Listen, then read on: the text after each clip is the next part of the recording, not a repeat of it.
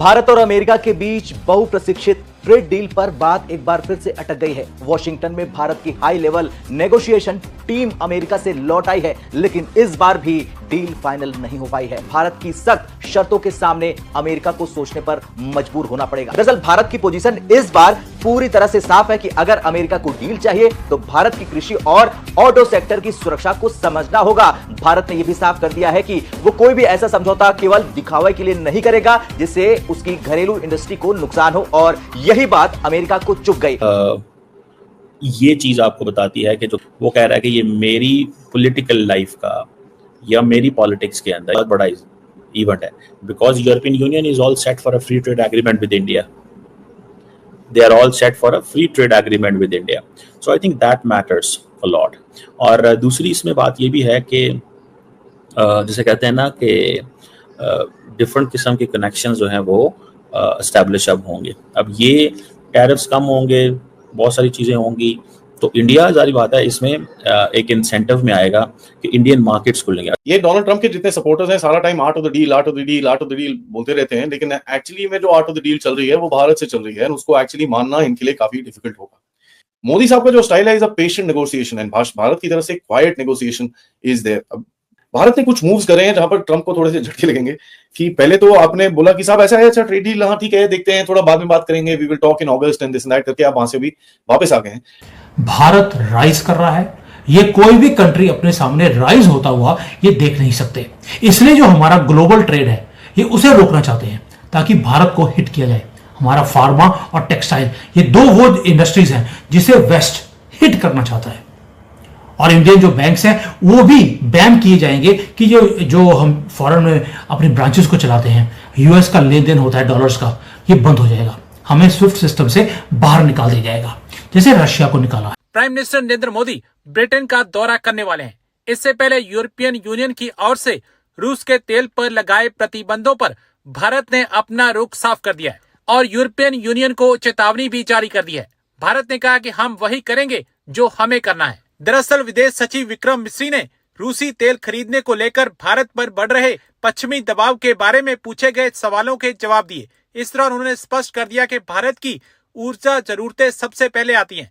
उन्होंने कहा, जहां तक ऊर्जा का सवाल है तो हम इस पर बहुत स्पष्ट हैं कि भारत के लोगों को ऊर्जा देना भारत सरकार की सर्वोच्च प्राथमिकता है और इस संबंध में जो करने की जरूरत होगी वही करेंगे। विदेश सचिव ने कहा, ऊर्जा से जुड़े मुद्दों पर जैसा कि हमने पहले ही कहा है, दोहरे मापदंड न अपनाना और व्यापक ऊर्जा बाजार में संदर्भ में वैश्विक स्थिति के बारे में स्पष्ट दृष्टिकोण रखना जरूरी है। अब पाकिस्तान मीडिया चर्चा कर रहा है कि देखो, भारत ने यूरोप को बड़ा ठोक कर जवाब दिया है कि हम जो भारत के हित में होगा वही करेंगे। Opportunity even manoeuvring in that, तो यहाँ पर उन्होंने बड़ा क्लियरली बोला, this is a red line, this is something that you can go get lost about. But एक बॉटम लाइन मैं मेंशन करना चाहूंगा इंडिया की पॉलिसी में, जहां पर अगर आप देखें, India is trying to leverage time. इससे होता क्या है कि you are basically trying to tell America कि यार देखो ऐसा है, तुम रोज बोलते हो कभी 500 लोग आओगे, कभी 200 लोग आओगे, कभी 500 लोग आओगे, 5000 करके आ रहे हो यार, you please get your policy right.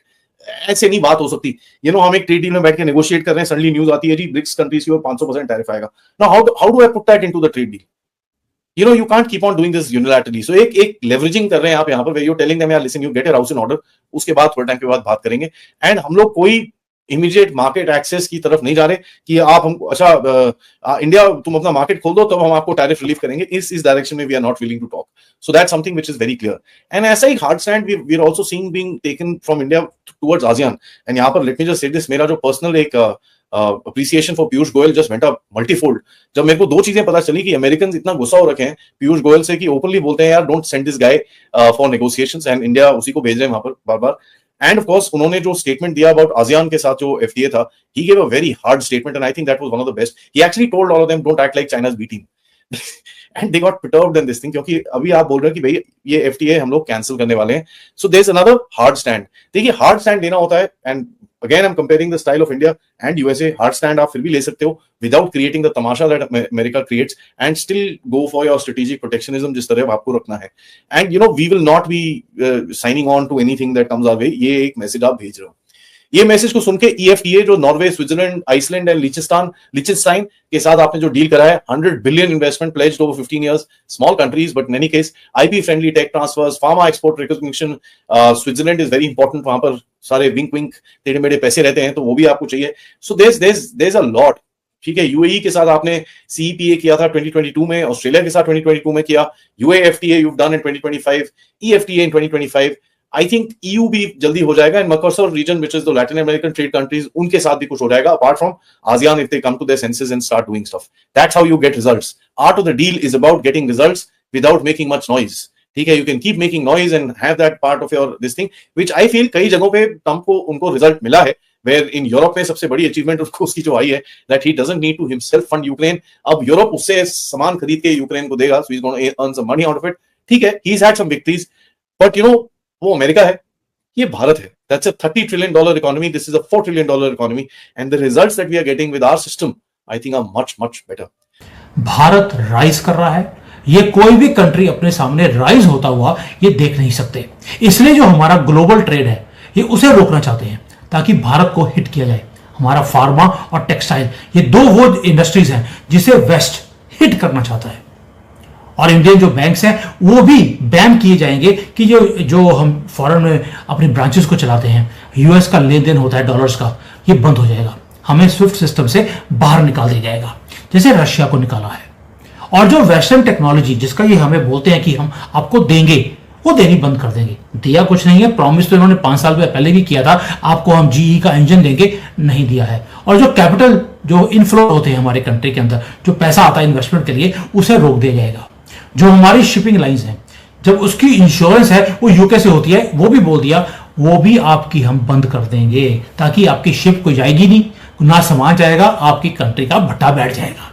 यानी कि हमारी जो इकोनॉमी है उसको चोक करने का प्लान डोनाल्ड ट्रंप ने बना लिया। रीजन, उसने जो हमारे साथ एक ट्रेड डील साइन करने की कोशिश कर रहा था, हमने अपनी टर्म्स पे वो ट्रेड डील साइन करी है, गुस्से में आके उसको साइन करनी पड़ी, वरना अपनी कंट्री को, अमेरिका को दिखाने के लिए डोनाल्ड ट्रंप के पास कुछ था ही नहीं। और इसलिए बोल रहा हूं, ये भारत वो है जो डरता नहीं है, हम डरने वाले नहीं है, क्योंकि हमारा जो एक्सटर्नल अफेयर मिनिस्टर है S जयशंकर, रिसेंटली अगर आपको याद होगा वो यूरोप में थे, अभी तो चाइना में है, लेकिन चाइना से पहले यूरोप में थे। और यूरोप में उन्होंने क्या बोला था कि तेल हम खरीद रहे हैं रशिया से, बट हम तेल खरीदकर आपके ऊपर एहसान कर रहे हैं, आपके ऊपर, यूरोपियंस के ऊपर, क्योंकि हम अगर तेल ना खरीदें तो आपकी सारी सप्लाई चेन्स बंद हो जाएगी। रशिया से तेल हम खरीदते हैं, उसको प्रोसेस करते हैं और फिर आपको री एक्सपोर्ट कर देते हैं। ग्लोबल सप्लाई चेन्स को बचाने वाला भारत है, क्योंकि चाइना जितना खरीदता है वो एक्सपोर्ट नहीं करता, वो अपनी कंजम्पशन के लिए वो यूज करता है, लेकिन भारत खुद कंज्यूम भी कर रहा है और एक्सपोर्ट भी कर रहा है। और अगर हम ये नहीं करते तो पूरे दुनिया के अंदर जो इन्फ्लेशन था, प्राइसेस थे, वो बहुत ज्यादा बढ़ जाते हैं। यानी कि दुनिया की इन्फ्लेशन को भारत ने रोका है। और जो USA का प्रेसिडेंट है वो इसीलिए 500% से 100 पे आ गया, क्योंकि हमारी ये स्टेटमेंट ये था, ऊपर से किताब दे दी हमने। दोस्तों, ये है भारत जो दुनिया को स्टेबल कर रहा है, और जिसने स्टेबल किया उसे डिस्टेबल करने का प्लान इन्हीं कंट्रीज ने बना लिया। यानी कि चूरा खोपना हो, अगर सीखना हो तो यूरोपियन से और वेस्टर्न पावर से, और ये चाहते हैं कि भारत सरेंडर कर जाए। भारत ने ना कभी सरेंडर किया और ना ही कभी करेगा। हमने कॉम्प्रोमाइज कभी नहीं किया हमारी सॉवरेनिटी के साथ, और ये चाहते हैं कि हम पीछे हट जाएं, वो भी रशिया से जो हमारा फ्रेंड है। यानी कि अब ये गोरे बताएंगे कि हम दोस्ती किससे करें, किससे ना करें, हम किसका फोन उठाएं, किसका ना करें, किससे सामान खरीदे और ना खरीदे। ये जो रशिया के अगेंस्ट इन्होंने इतना सैंक्शन लगाया, हमने उसको भी सपोर्ट नहीं किया। इन्होंने यूनाइटेड नेशंस में हमारी वोट मांगी, हमने वहां पर भी रशिया के खिलाफ कभी वोट नहीं दिया। हमने डाइवर्सिफाई कर लिया। अगर हमें लगा कि भाई रशिया से तेल खरीद रहे हैं, हमने ईरान, इराक, इवन USA से हमने ट्रेड डील साइन कर लिया कि अब तुम्हारे से तेल खरीद लेंगे। लेकिन तुम हमें यह नहीं बोल सकते कि हम रशिया से तेल खरीदें या ना खरीदें।